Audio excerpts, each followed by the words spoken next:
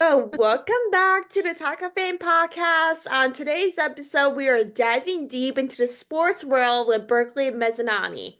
Berkeley spent 10 years with the CPL, recently made a job for yesterday as an official league sideline reporter at UCF Athletics. It has worked living sport covering several Super Bowls and other large sporting events. Welcome to the show. I'm so excited to have you on and talk with you everything about sports. Yay, thank you for so much for having me on. I'm excited to be here. Thank you. And so, in terms of sports reporting, like what initially first sparked your interest? Because as a male-dominated industry, like there's barely any, especially female sports reporters in this industry.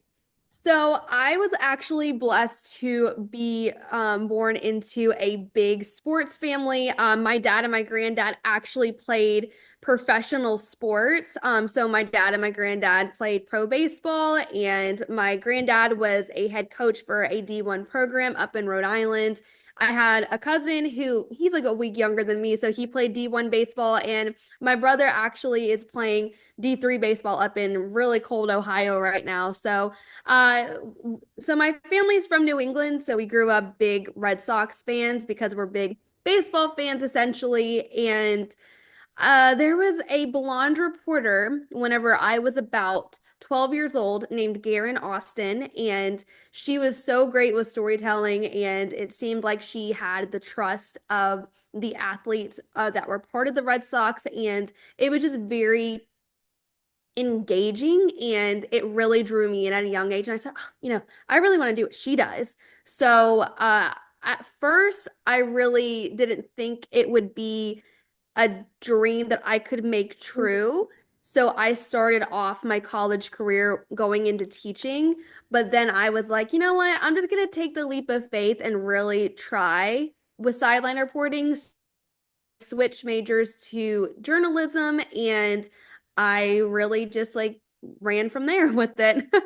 Like I was the same as well. Like I grew up in a very sports oriented family. Like my dad and my uncle play sports. My brother plays baseball right now. And basically I grew up at a baseball field always. I grew up a Phillies fan because my family it lives outside of Philly. Yeah. So I always grew up going to opening day, going out to those games. But I'm a Dodger fan originally, but I grew up a Philly fan just because I live outside of Philly.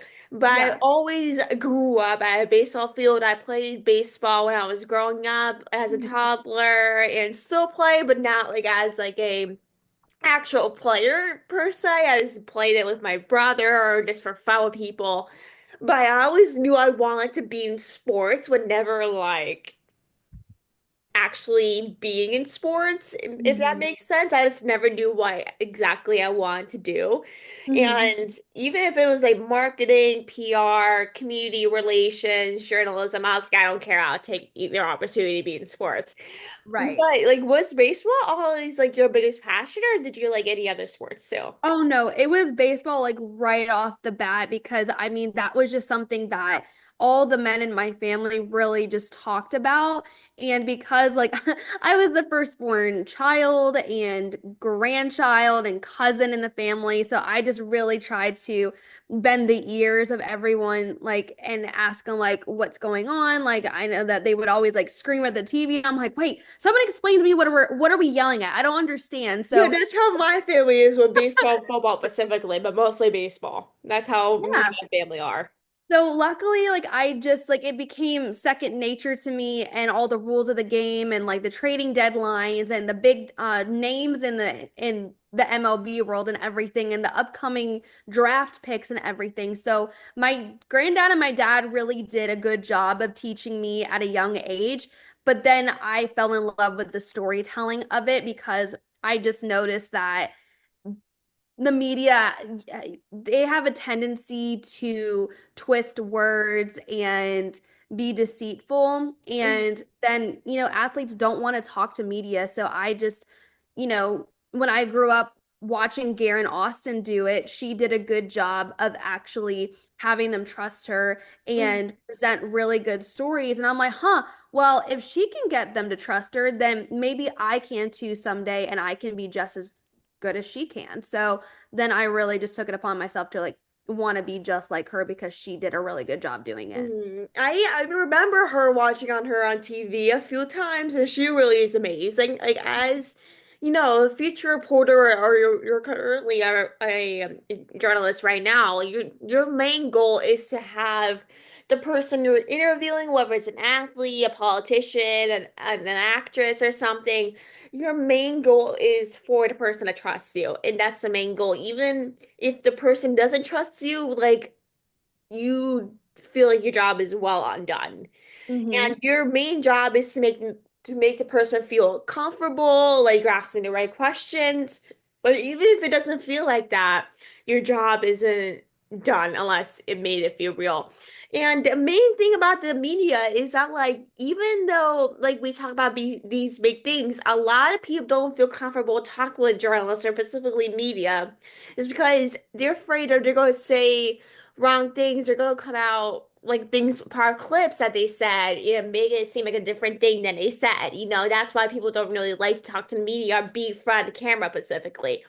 And Hmm. that is a way that sometimes the media really plays out. And that's why people don't really like to talk to us specifically. Just because they don't want us to seem like we said something wrong or we cut out clips or whatever it may be. But to have the person trust us to tell their story is a whole different level. And luckily, a full circle moment is now Garen is one of my mentors and a really good friend of mine. So I luckily got to reach out to her and, have the courage to DM her. And now she's why I am excelling the way that I am because she's taken the chance on me. And Mhm. when I told myself I want to be like her, she is now modeling me to be successful like her, and I'm forever indebted to her. And that's why I tell people, hey, it's not as bad to meet your heroes because you could get lucky and have your hero be just amazing and be like a big sister to you at this point in the industry. So full circle moment there. And now like I can't wait to have her come visit me and my family in the next coming month or so. So it's amazing to have her. That's crazy. Like, see, a lot of people say don't meet your heroes, but if they're amazing and kind-hearted, then definitely meet them. But even though they might not be the best person in real life, just meet them. Like this, if you have the chance, go for it. But Mhm. what is she like? Like as a Oh person, my like gosh. specifically, like one-on-one, not on the camera, because a lot of people just act different when they're off camera, preferably on camera. She's amazing. She's like a second mom to me, like slash big sister. She is very genuine. She's very witty and she knows the game really well, which also gives her the one up to have the respect from athletes because she knows her stuff. But she's so warm-hearted and very caring and is very charismatic, which is why she was so good on camera because she just has an amazing personality. And I can go on and on about her forever because I mean, just the way that she presented herself on camera, she's even better in person, like one on one, talking to you and sending me like dog pictures of her puppies and everything and life updates, asking me how I'm doing. So she's really like a second mom and a big sister. So she's everything and more. Oh my gosh, that's great. You have a great experience. Not a lot of people, especially me and the heroes, have so many different experiences. I know a lot of people do, especially myself. It's so great to see you have like your own experience, but to see them like, kind of take you in as your own, mentor you is just a whole different level of experience. Exactly. So to go in with CPL, so you spent 10 years with them. Like, what were some of the biggest lessons you learned during the time that you spent with them? Ooh, literally be so adaptable to the environment because there were so many different environments that I was in while in that league. I started off as a host family to one specific team for 4 years with my family, and then I, started working for that team, and then I moved to a different team, and it was at a completely different part of another state in the mountains, which I was never used to growing up, and getting acclimated to their community and environment, and then being a part of the league office with the commissioner. So it's It's more so taught me to be adaptable and be genuine to everybody because there's so many people that you're going to meet in passing that you Mhm. just have to put your best foot forward and like always, no matter what, have a smile on your face and treat everything with grace and humility. So there's a lot of lessons that I learned while being in that league for 10 years. I'm sure, especially if it's like your first job, like you're just like you want to take in as much info as you could, no matter if you're a freshman, an adult, or even a little kid just touring the facility. Like learning as much as you could, even though you might be a veteran in your field for how many years, you're just like, I want to take in as much information as you get. And with sports reporting or journalism, it's so hard to find a job or get a lot of money, especially as a female. You know, it's very rare for a female nowadays to find a job in the journalism industry or get a lot of money. And to Mhm. find that experience, especially right out of college or in college, is something to take advantage of. I know for a lot of female journalists, especially For sure. nowadays. But you learn your way and like you find the men that really have your back and look out for you and take you under their wing and you just run with them through the you just like literally keep them in your back pocket to keep them hand in hand with you and become family friends with them. So it's like really find like people to keep in your corner because I know, like there are a lot of male journalists out there that are amazing. I'm not saying that yeah. all male journalists are horrible. But there are a lot of good journalists that Yeah. specifically are male that are amazing and will be there for you at every corner. My cousin is a male and a journalist and he's one of a kind. So it is a lot of males that are amazing. But Yeah. there's some that aren't. There's good and bad everywhere. But to have men in your corner, specifically as a female, is amazing because you're like, well, they're a male, they understand. Let's get their experience, get as much out of them as possible. Yeah. Agreed full-heartedly. Exactly. You're just like, is there a male and I'm a female? Let's get as much information as possible. Okay? Like we have to hit it somehow. Yes. So, especially where your recent transition to the official league side reporter for the CPL come about. So, growing up, there actually was no reporters whatsoever. And this was in the middle of the time where the Savannah Bananas were becoming a team. Mm, So I actually saw firsthand that they were becoming a brand new team. So this was before Banana Ball became a thing.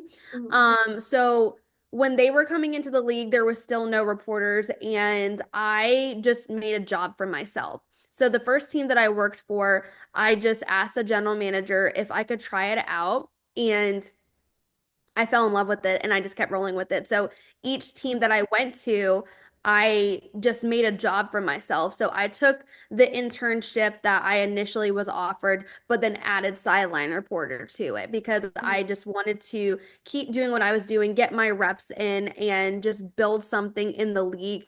And that really caught the commissioner's attention, which is what initially got me the job offer to mm. come into the commissioner's office and be the league reporter because he's like, we don't have a position like that, but we want to make a position like that for you in our office. So I took that and ran, and there was no blueprint for anything. They let me create basically my own map and my own blueprint to what I needed to do.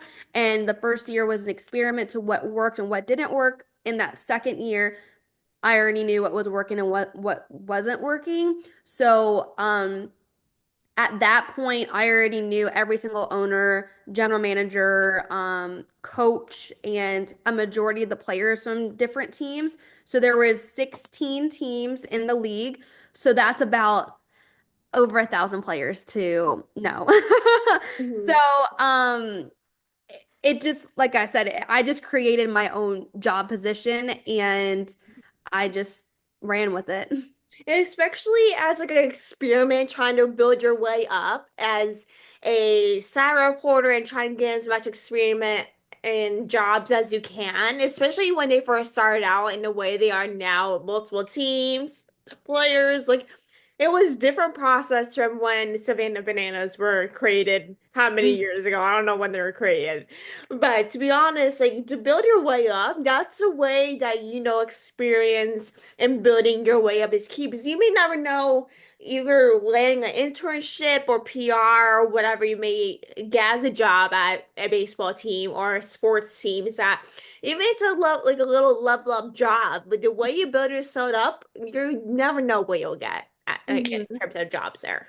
Yeah, so I just literally took a chance and luckily I I created something that worked out for the long run. So Yeah, I'm it's definitely worth the experience, even though you worked hard for it and love it up and really like worked your ass off for it. Like things happen for a reason, even if it took, 5 years to achieve. yeah, but I miss it. I don't get to go back this year, but I love everybody in that league for sure. The amazing people and all the content and everything they create, like literally it makes my day. Especially like the party animals, the banana ball teams, and all the content. Literally, like all the content they make makes me laugh hysterically. Oh my In a God, way, those because boys are there's so not a lot funny. of players, especially in the MLB, that make like dance content, like they think it's all gay reasons. Like it's hilarious. Yes, and they're sweet boys. I love them. I've met them in passing and they're really sweet. They're really Mm, funny. I'm sure. I've never been to a banana ball game, but I've been dying to. But I'm sure, like, if I meet them, they'll be amazing. They will. They will for sure.